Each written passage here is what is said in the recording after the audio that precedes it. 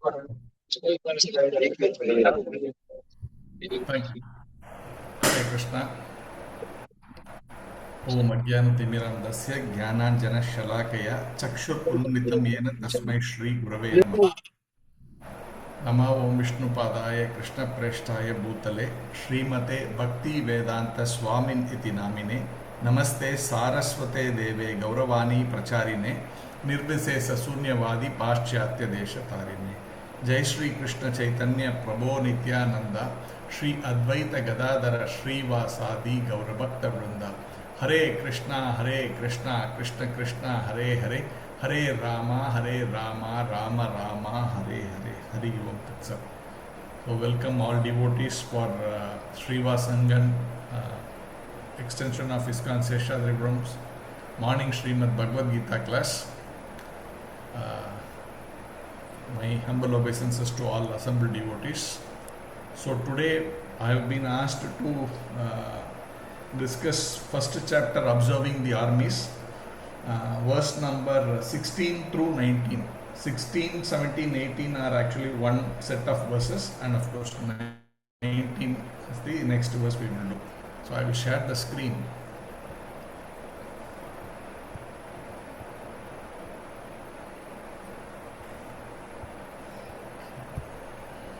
So I will read this verse. Observing the Armies, chapter 1, Srimad Bhagavad Gita, 16th to 18th verse.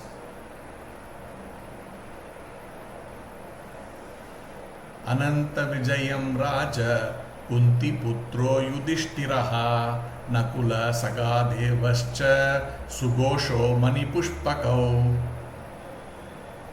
काश्याश्च Paramesh आशः Shikhandi च महारथाः दृष्टद्युम्नो विरातश्च सात्यकीश्च अपराजितः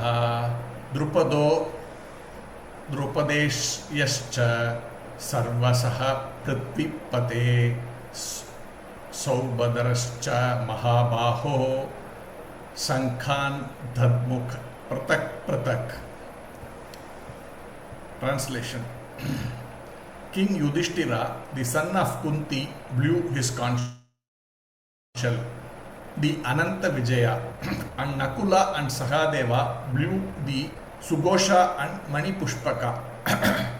That great archer, the king of Kashi, the great fighter Shikhandi, Drishtadyumna, Virata, the unconquerable Satyaki, Drupada, the son of Draupadi, and others, O king, such as the mighty armed son of Shubhadra, all blew their respective conch shells.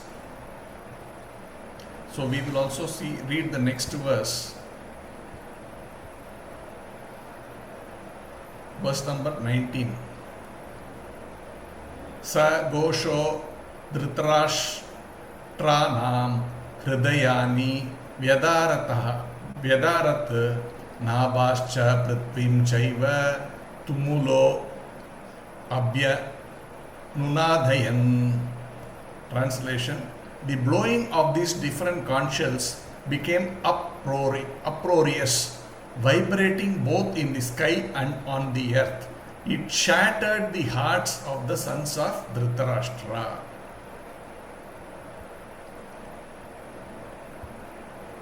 Okay, so we'll discuss these two verses.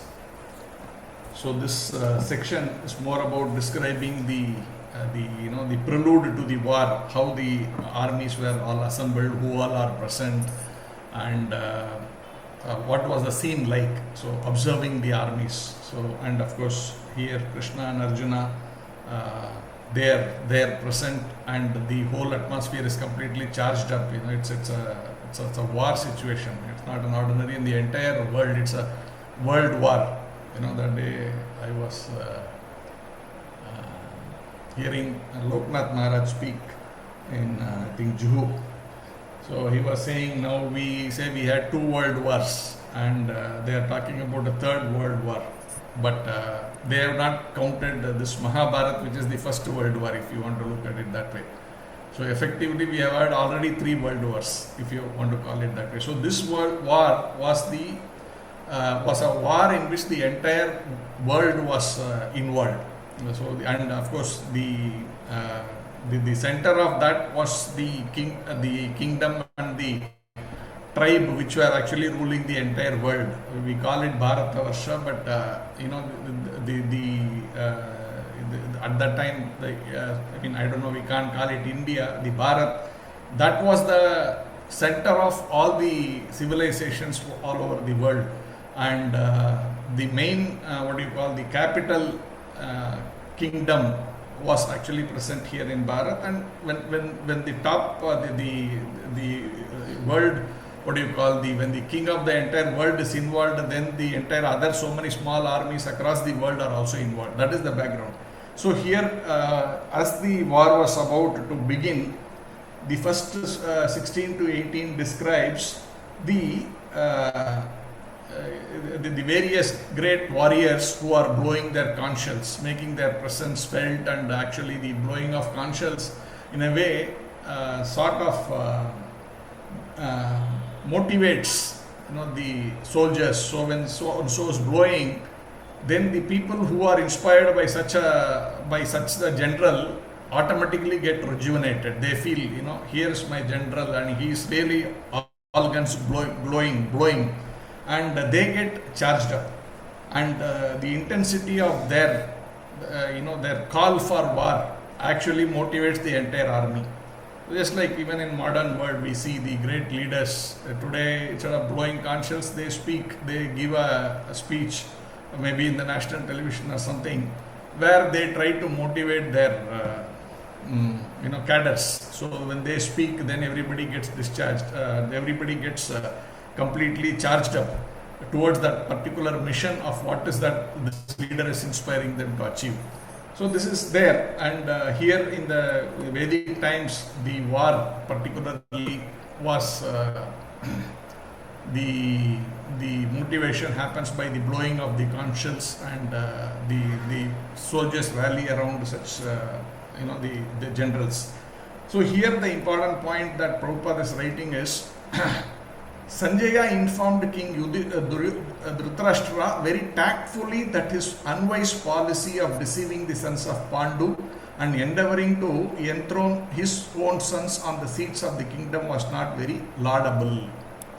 So here Acharyas are giving commentary mentioning Sanjaya is actually speaking, is actually giving very subtle messages to the king whom he is reporting to. So we need to understand, sometimes I have seen, of course, we are here, the devotees are all already gone through 3 times, 4 times Bhagavad Gita. So I don't want to just give the same commentary of what is the thing. All of you know this. So I will talk some of the little bit of it, even though not fully. Some aspects of how people are getting misled in today's world.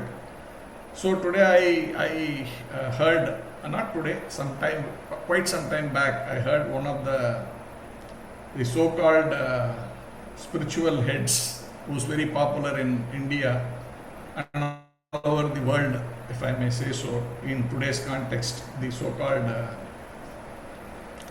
the really uninformed but acting like they know everything, or they are the like spiritual leaders of the world. One such commentary made on this was that Sanjaya is after all a secretary, and Bhagavad Gita is actually something which is happening between Krishna and Arjuna, 2 of the greatest, supposed to be greatest warriors, who are actually into politics and very nitty-gritties and so much complicated affairs. But this guy Sanjaya is after all a secretary to a king. What does he know? He does not understand politics, at least what is being at that level of Krishna and Arjuna. So this was his commentary. He was trying to belittle, if you really see what is the motive behind such commentary, the whole thing is actually to belittle whatever Sanjaya has literally talked about what is Bhagavad Gita. I mean, if you see, these fellows are so very materially intelligent to deviate people from the main Bhagavad Gita. So Bhagavad Gita, everything is spoken by Krishna and Arjuna, and the whole thing is standing on the platform of Sanjaya narrating the whole stuff. Now, if you cast aspirations on Sanjaya himself, then the whole thing collapses. So this is the kind of an idea that they have, and they're trying to say, oh, Krishna's and Arjuna's thing, whatever they discussed, was between two friends, some kind of this one, but need not have to be blown up so much. After all, it was narrated by a secretary who does not understand politics, who doesn't understand what they are talking, that way belittling Krishna and Arjuna also. But if you really look at what Acharyas say here, Prabhupada is writing, Sanjaya informed King Dhritarashtra very tactfully. So Sanjaya, he knows his position. He can't really go and tell Yudhishthira, boss, what are you doing? Don't be nonsensical. You can't say that to your boss. But at the same time, he is very, very smart and intelligent and knows what is dharma. So he is giving him in a subtle manner the whole message, and that if you completely play down, I wanted to share this because as devotees, we need to be aware of that. Sometimes we listen to so many things once, oh, this is great, but when these so-called intelligent fellows speak, we need to try and read between the lines to say what is it that they are driving to, and it is maybe sometimes the responsibility of the devotees to clear such misconceptions. So I thought I will share this here. So Sanjaya here is actually telling him, see, this great personalities, when they are blowing their conch shells, this is a sure sign of their confidence, which naturally is going to lead to victory for them. And your policy of trying to support the evil desires of your son is going to fail. That is the subtle message which Sanjaya is giving, and Prabhupada is actually writing that in this particular purport for these three verses that we read, 16, 17, 18. And Prabhupada is saying the sign already clearly indicated that the whole Kuru dynasty would be killed in that great battle. This sign, when the sign basically of this blowing of these conch shells, the kind of confidence it instills in the minds of the Pandava warriors, all the right up to the foot soldier, that is giving them the confidence. But at the same time,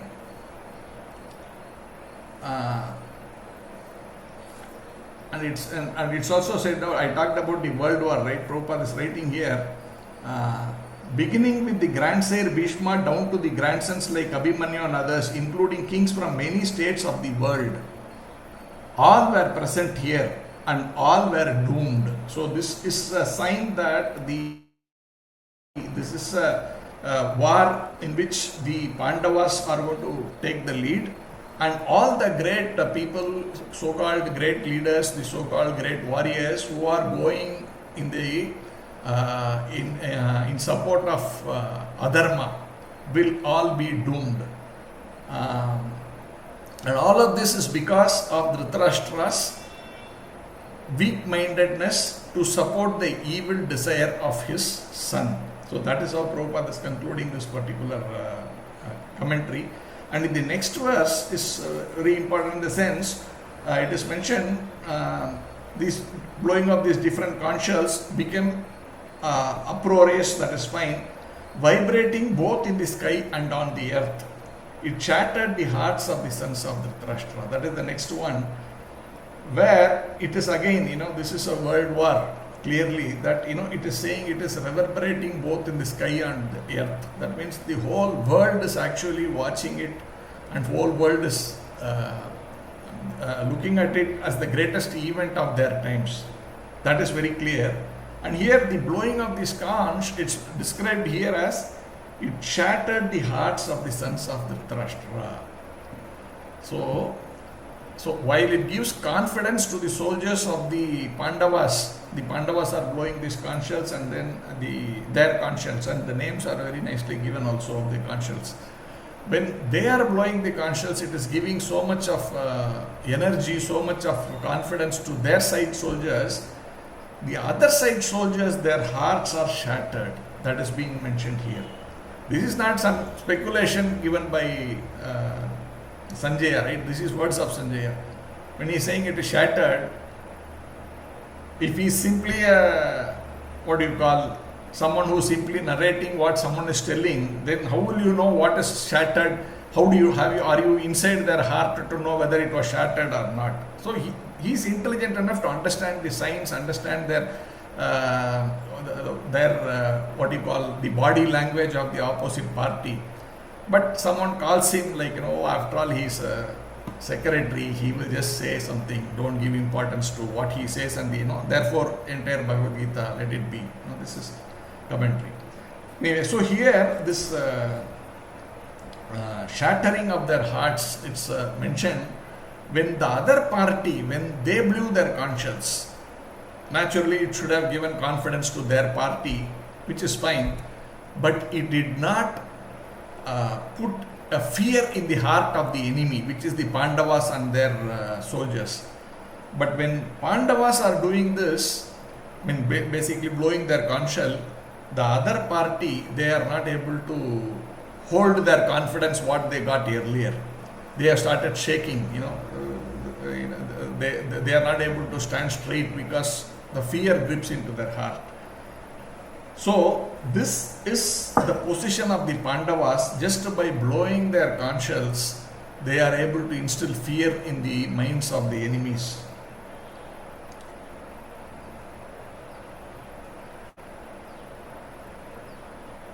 And Prabhupada is giving the core of it. Yes, Pandavas are powerful. They can, by virtue of their skills or training, whatever, they were powerful personalities, which is fine, that is understood. But then the subtle thing which is actually driving the whole thing, sometimes we think, right, we are the doer. But Bhagavad Gita teaches us you are not the doer. You are simply an instrument in the hands of the Supreme Personality of Godhead. Okay, yes, if I have some skills, great, fine. No. They are not that these are completely due to me. Maybe I have done something which has sort of made the powers that be, the Lord, happy that He is empowering me with that particular skill, whatever skill it is. In this case, it is the ability to rule, the ability to be powerful materially, martially, whatever you call that. But the point is, Prabhupada is writing, this is due to the Pandavas and their confidence in Lord Krishna. So where is it coming from? The Pandavas we described, yes, they are powerful, they have all these things. But the whole thing is because the fulcrum is Lord Krishna. So the whole energy is coming from Krishna, and therefore they feel confident, and it is the empowerment of the Lord onto these souls which is making them be what they are. Or when they blow the conscience, if everybody's feel a fear in their heart, that energy is coming from Lord Krishna, and they are sticking to that source, which is the most important thing. Therefore Prabhupada is writing, most importantly, one who takes shelter of the Supreme Lord has nothing to fear, even in the midst of the greatest calamity. So that is the sum and substance of whatever Bhagavad Gita is, that one should actually completely take shelter of the Supreme Personality of Godhead and be an instrument in the hands of the Supreme Personality of Godhead. Anyone who's in that situation has nothing to fear in the world. This is the, they say, moral of the story as far as these three verses are concerned. Prabhupada is giving that punchline toward the end of that purport. One who takes shelter of the Supreme Lord has nothing to fear, even in the midst of the greatest calamity.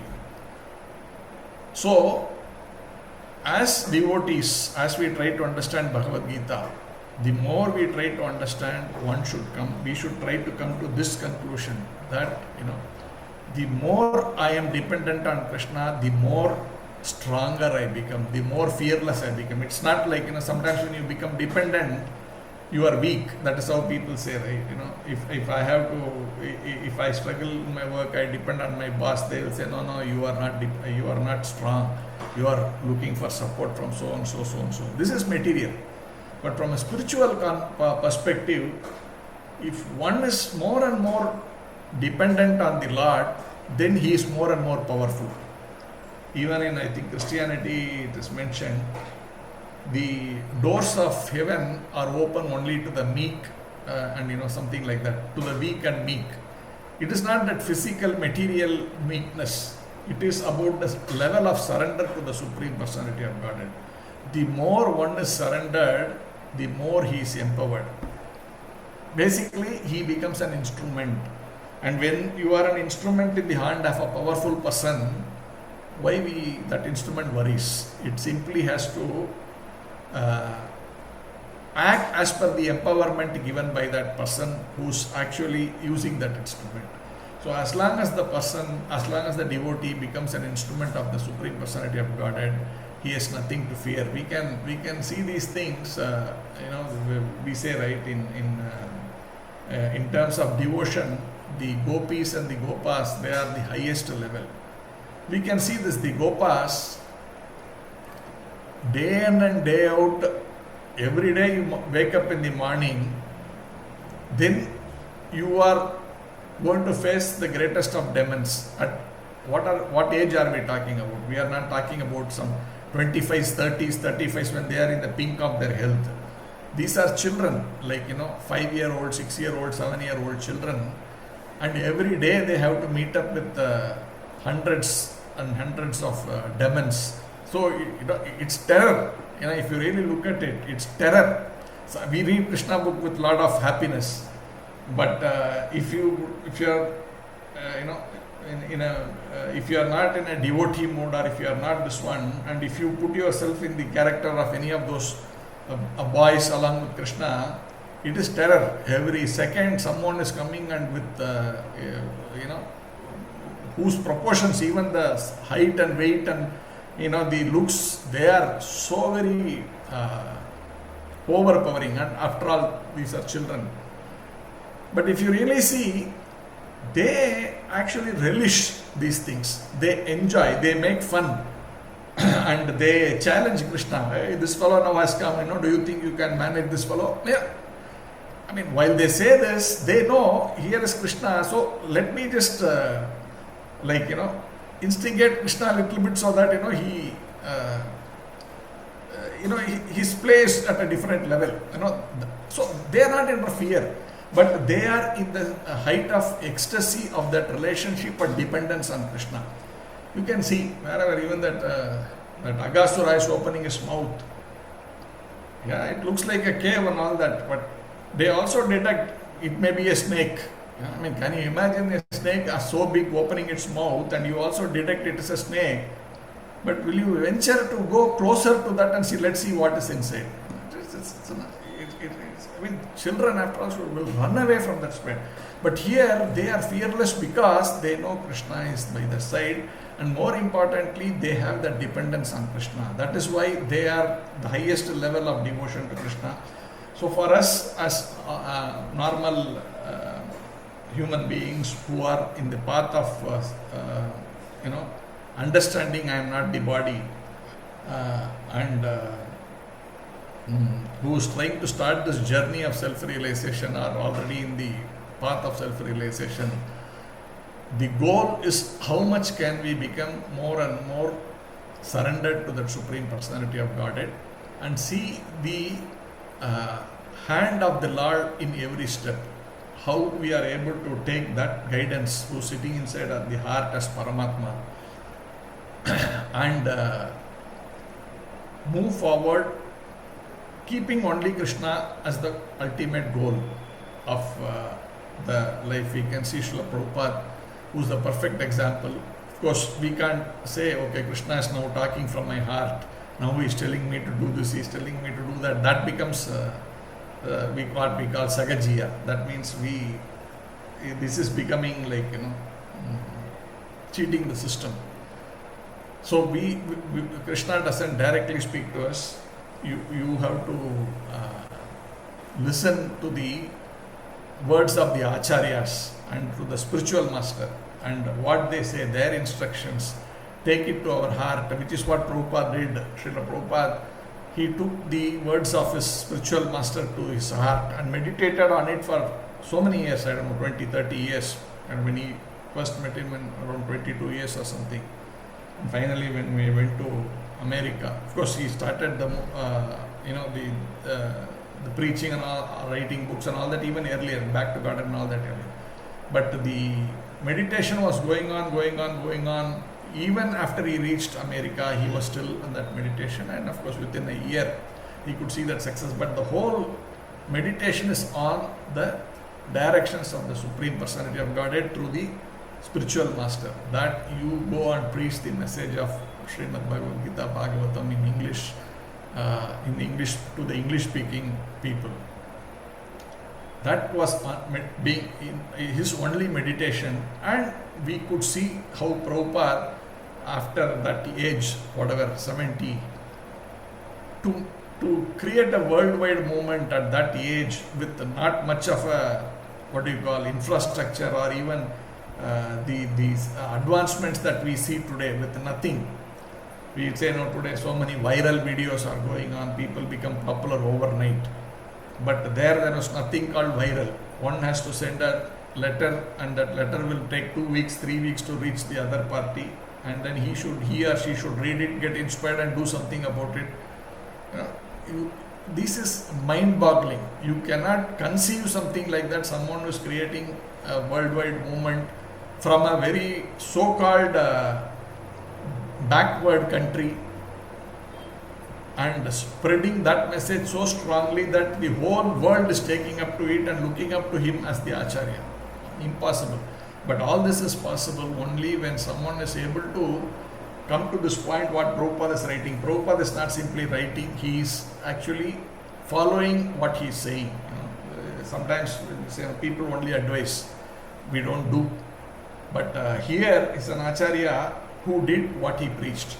So he is saying, one who takes shelter of the Supreme Lord has nothing to fear, even in the midst of the greatest calamity. So that is something that if we take to heart, small steps. We may not be in a world war situation where we may have to now take a decision of having to kill my father or grandfather or all this kind of situation. But even small things in our life, how we can choose to practice Krishna consciousness dependent on Krishna, and in the process we have these great personalities, not only Prabhupada, the lineage that he has created, so many of his disciples, concrete proof of what Prabhupada said when they implemented, how they have actually been able to demonstrate that in a science, right? Science means you should be able to demonstrate on something that you see as a theory. When you do that, whether the results are demonstrable, that we are able to see with Prabhupada's disciples who are also able to show that results of what, if you do like this, this will happen. What Prabhupada said when they followed, they are able to show proof. Yes, I did this and here, this is the result. So with this I end here. If there are any questions, comments, welcome. Hare Krishna.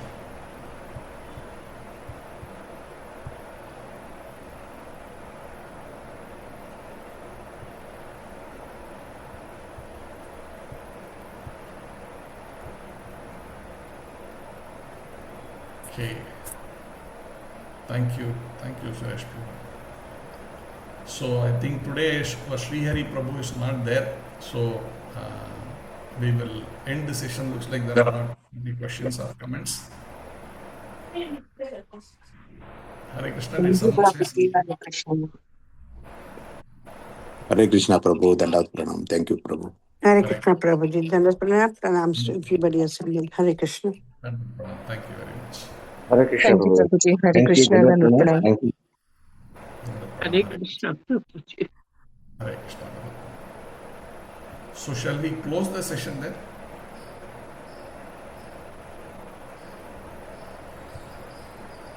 Okay, so we will close the session. Thank you very much. Hare Krishna. Srila Hare Prabhupada ki Krishna, jai, Prabhuji, Srimad Dhanavad Bhagavad Pranam. Gita ki jai. Jai, Jai, Hare Krishna. Jai to all the devotees assembled here. Hare Krishna. Thank you. Hare Krishna, Krishna Krishna, Hare Hare, Hare Ram.